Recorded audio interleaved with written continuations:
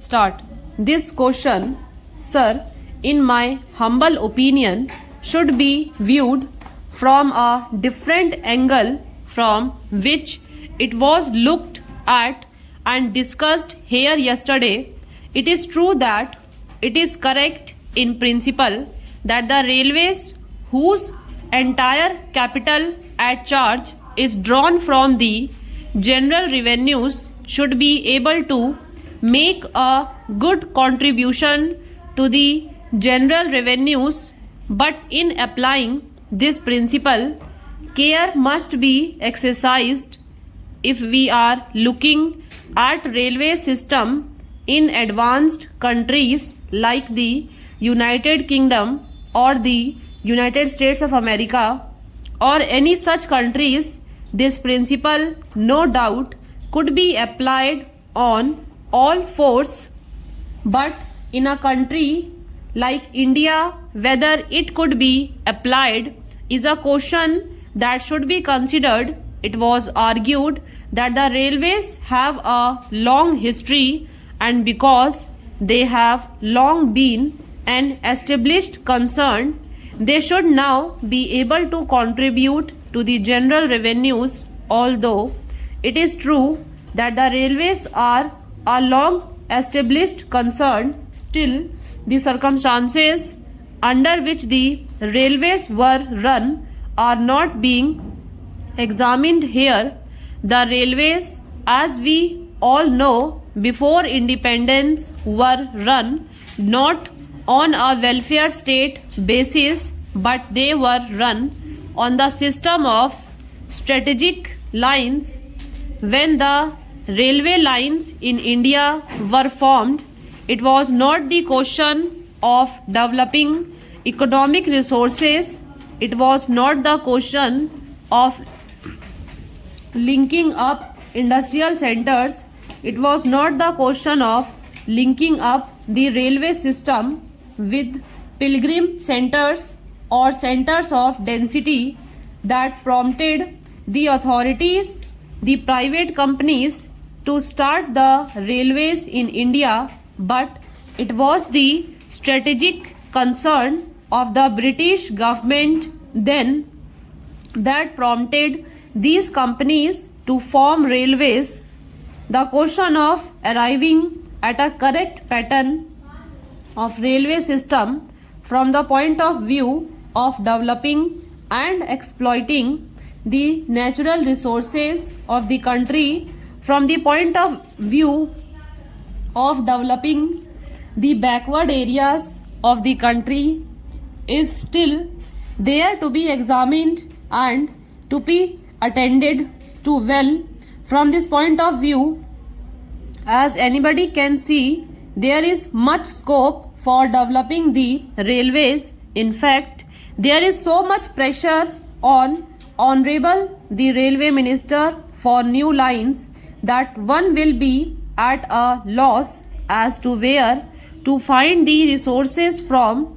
They have undertaken in the second part of the 5-year plan to construct new lines of 1500 kilometers in length in order to have a perfect railway pattern to be able to exploit and make use of the natural resources of the country to the fullest extent.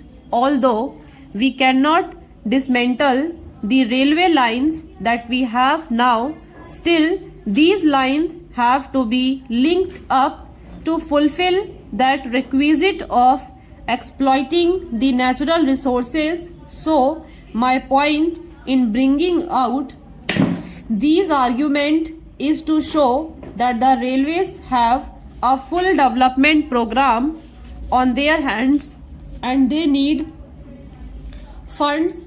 They can no longer draw from the general revenues of the country, as the railway finance is separated from the general finance.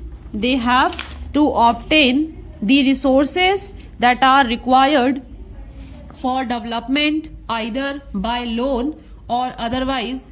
There is the other need also to be examined in this connection. the need of passenger amenities both inside these Houses of Parliament as well as outside. It has been agitated that passenger amenities are required to be given in a larger and larger number. The second class passengers before independence did not get adequate amenities. In fact, the condition of the bogies, the condition of the waiting rooms, the condition of catering facilities and the condition of housing, all these things needed much attention. Although the railways have now taken up the amenities program, and according to the recommendation of the convention committee, we are now earmarking rupees 3 crores per annum for this purpose. Still, I think it is totally inadequate. The railway administration has now recognized the fact that greater and greater passenger amenities are to be given, but they are not going on the right lines. I may make this statement clear by saying that they are not following proper lines with regard to the amenities that are to be given. I will take just one example and point out how they fall short of the requirements. Well, the question of providing waiting halls for second class passengers has been a much mooted question, and that naturally gets a top priority in the amenities program. Well, the so-called waiting halls that are now provided are like this. The halls are there. The exit gate from the platform opens into the hall, and the entry gate into the platform opens into the hall.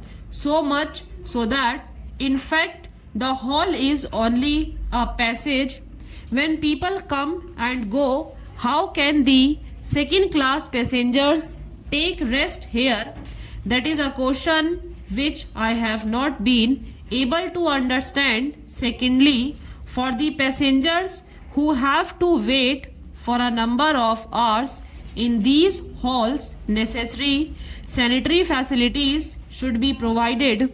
Now, the sanitary arrangement may be inside the platforms where the waiting passengers cannot go, and if they go and commit nuisance outside, the policemen will be there to haul them up and prosecute them under the police regulations for committing nuisance.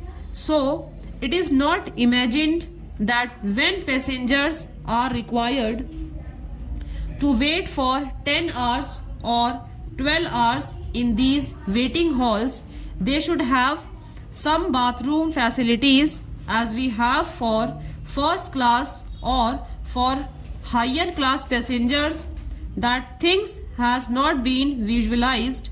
Even for our cattle sheds in our houses, we have doors and windows, but here for these second class waiting halls, there is neither a door nor a window nor an enclosure. This I say to draw the attention of the authorities to think of these amenities in their proper proportion. Their estimate of the requirements of funds for these amenities is an underestimate. The needs for increasing the amenities are large.